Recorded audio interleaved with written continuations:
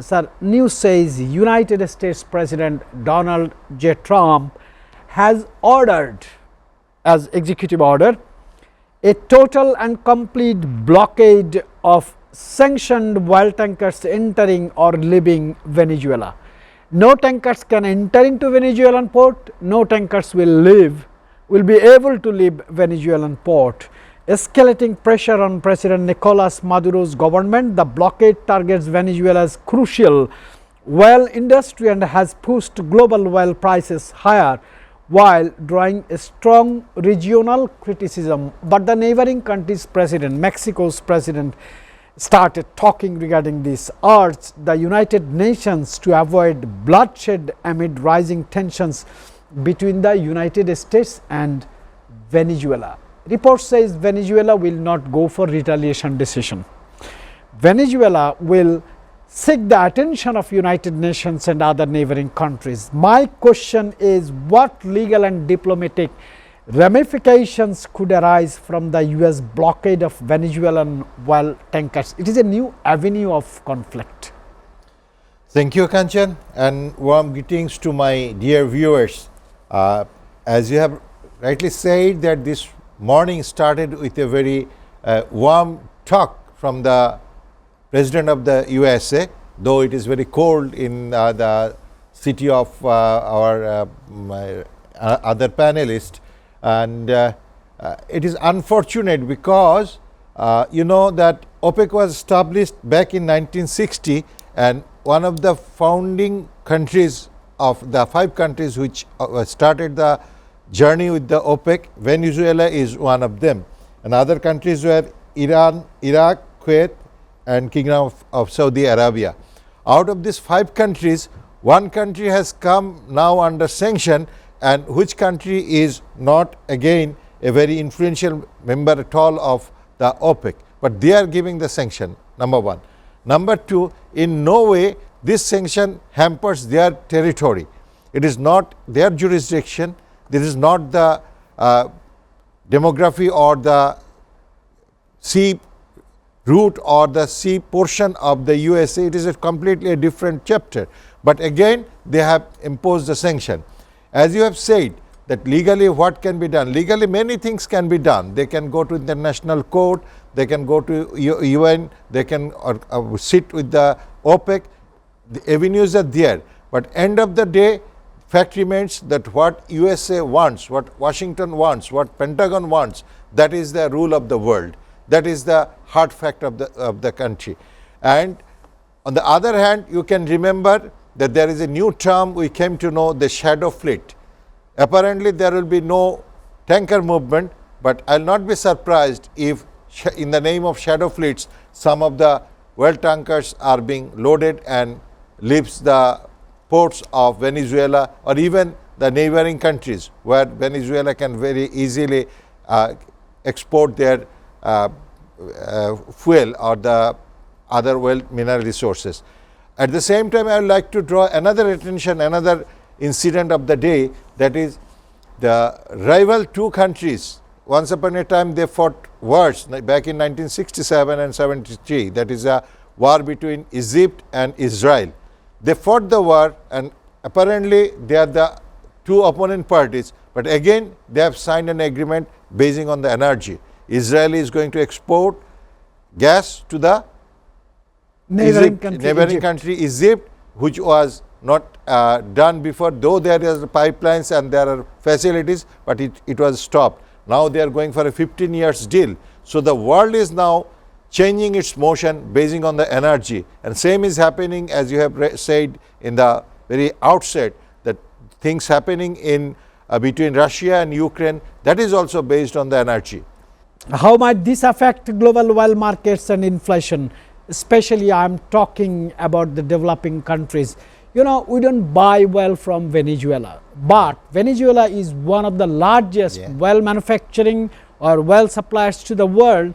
If there are some problems, inflation and price hikes, it will impact in the Middle East, because Iran already decided to hike their price. Iran is facing domestic problems as well for the oil price. Without hiking the oil price, Iran cannot survive. So heat is coming from Venezuela to Middle East to Bangladesh. How do you see? Because Bangladesh economy depends on oil prices. Yeah. Right. Rightly you have pointed out that the dependency not only for Bangladesh, it is for most of the developing countries and the industrial good producing countries depends on the oil price. And here I should recall that what is the purpose of OPEC? Creating the OPEC, the prime purpose was to monitor or keeping the production of oil resources under control, under supervision, and also fixing a price which benefits all the oil producing and exporting countries. But unfortunately, later on the USA, they have developed some techniques which overshadowed the decision of the OPEC.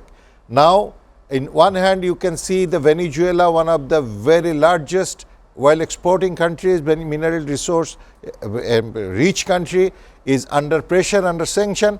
At the same time, Iran is under sanction. Again, there is conflict between Ukraine and Russia, which hampers the export of mineral resources from Ukraine to other countries. So, altogether internationally a volatile situation has come up already, and I am afraid it will be further accelerated, and for that oil price may go up, because nobody is going to now control the oil price and has the capacity of controlling the oil price.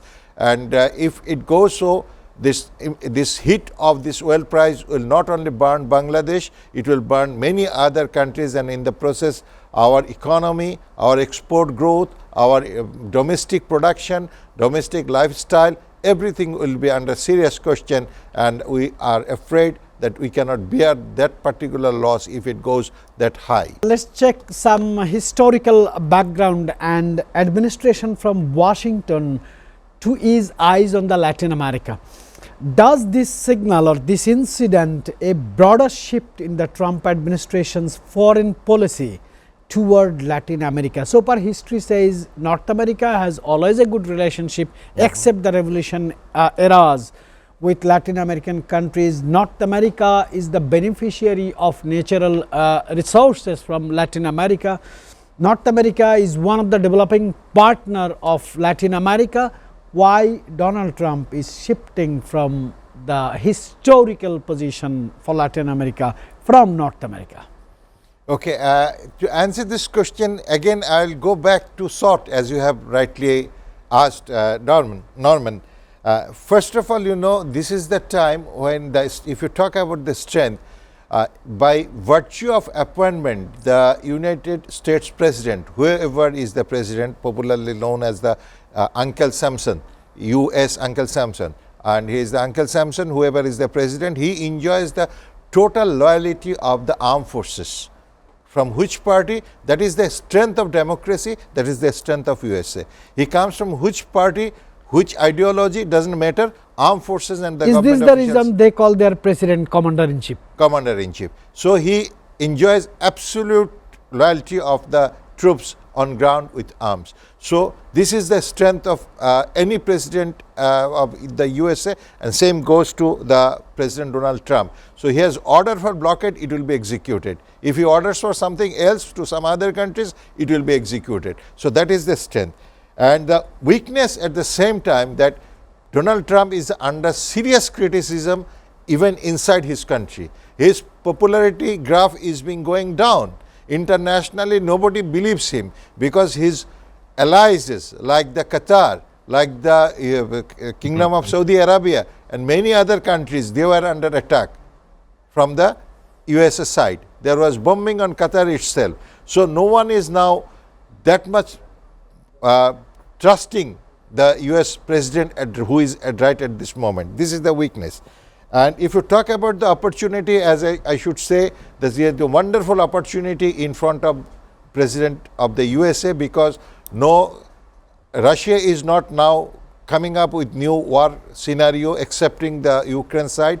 China is also tolerating this tax war between the two countries, and Middle East also very softly handling the situation, not reacting. Internationally, there is a good opportunity for Trump to execute his desires. Again, it is a good opportunity for the Venezuela people as well. This crisis will increase when there is a embargo already imposed this morning. Oil export will be stopped and there will be economic problem. Any economic problem, once you are hard pressed against the wall, two things may happen. One, you die, or you jump forward because you have no space to go down. If the Venezuela people face such a situation that they cannot withstand the crisis created for this world, so they will react. And finally, if you talk about the threat, yes, threat is that the shadow war, that is the militancy or that is the proxy war, that will aggravate all over the world, and Muslim people and some other of the fanatic people, they may take revenge on different US bases, US embassies, US trade centers in and around the whole world, and it may happen even inside the USA. That is the threat I gauge. Can diplomatic pressure coupled with sanctions realistically, technically, logically force a ceasefire? As you have the military background. Yeah. To be very honest, Kanchan, just yesterday I was a little optimistic as the president of Ukraine, Zelensky, said that he is considering not to join the NATO as the war, was ignited on this particular question. And he said he is considering not to join, basing on the assurance by the European countries for his safety and security of his own country and the people. So that was quite a light at the end of the tunnel to end the war. But surprisingly, as you have rightly said, Donald Trump, the president of the USA, said, don't freeze the assets of Russia. Later he will do. Yes, which are in the European countries. That means what he wants. If he really wanted to end this war, as he committed before his election, that it will take 24 hours, his son-in-law gone, his spokesperson gone, everybody is trying but could not do anything. Right now, the president of the Ukraine himself said that he is considering not to join. That means he is considering to go for a negotiation as a ceasefire. Maybe out of diplomatic efforts, maybe out of his pressure, out of his consciousness, or the domestic advice or pressure from his own people, he is considering. You said diplomatic, I am enlarging it, domestic pressure or other economic crisis, everything. Altogether, he has made up his mind and he has expressed it over the press. But this sort of announcement again encourage Russia to put more pressure on Ukraine, and if there is more and more pressure, we cannot expect a ceasefire, whatsoever is the diplomatic pressure. You are not. No, I am not optimistic yes, right at this moment. I should give you a little time to respond, Shamsul Alam Pantho, because he has used some very tough and powerful words. He is assuming something is coming towards us we cannot afford. Yes, you know that after the Second World War, there was a division in the world, that Cold War was going on. And with the fall of Russia's supremacy, and again the world was unipolar, it was the supremacy of the USA. And after that, what happened, the war has been divided in different regions. In the name of World War, maybe there won't be any forces together, there may not be any alliances together, but exist together.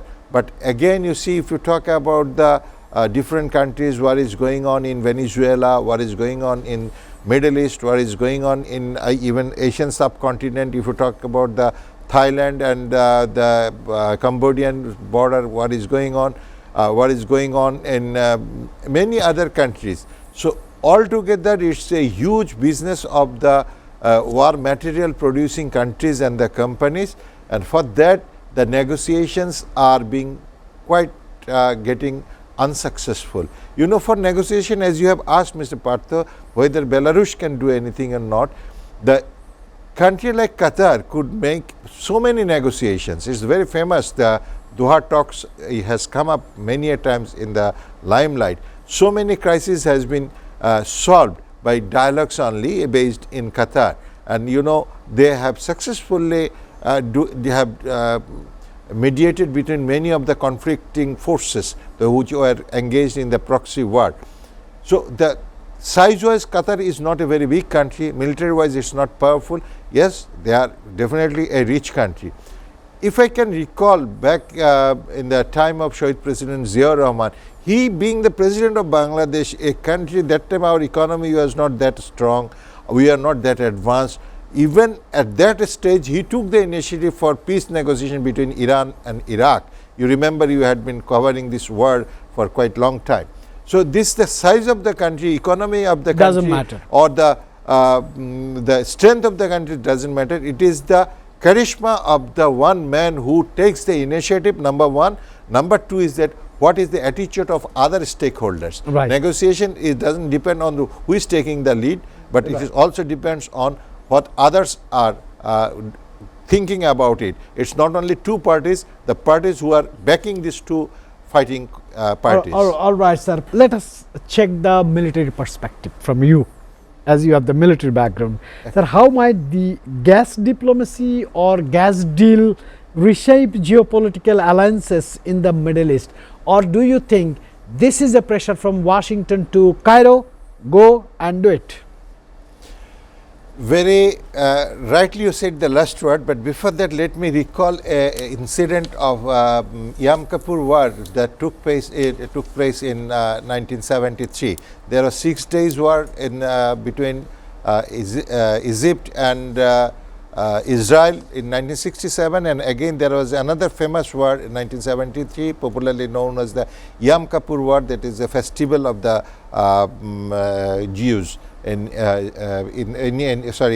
that particular region. So, during that, before that war, there was a time for Hajj, and Egyptian generals and very intelligence people, they all were given leave to go for performing the Hajj.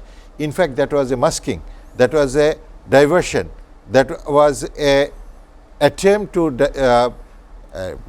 disguise, that was an attempt to mislead the Israelis, so that once they saw the military generals are going for Hajj, intelligence people are going for Hajj, they decided there will be some no more offensive right at this time. And in fact, that was the part of the plan, that they will go on leave and the second layer will go for the operation, and it was a successful operation. At the same time, this gas diplomacy, or the what you said, that gas export, this, I think this is the masking, because the whole world is talking about the atrocities going on in Gaza even after the ceasefire. Even the Pentagon said they are annoyed with the activities of Netanyahu. President Donald Trump needs more and more money for waging war in Venezuela and other sectors. So, right at this moment, for the fund of Israel, maybe this is an attempt, and why I am my comment is backed by another incident, that is Donald Trump talked to the US, the president of Egypt just 2 or 3 days back. He had a telephone conversation with the president of Egypt. What was the subject of the conversation, we do not know, but the outcome says definitely there was some indication that this proposal is coming to you, you accept it.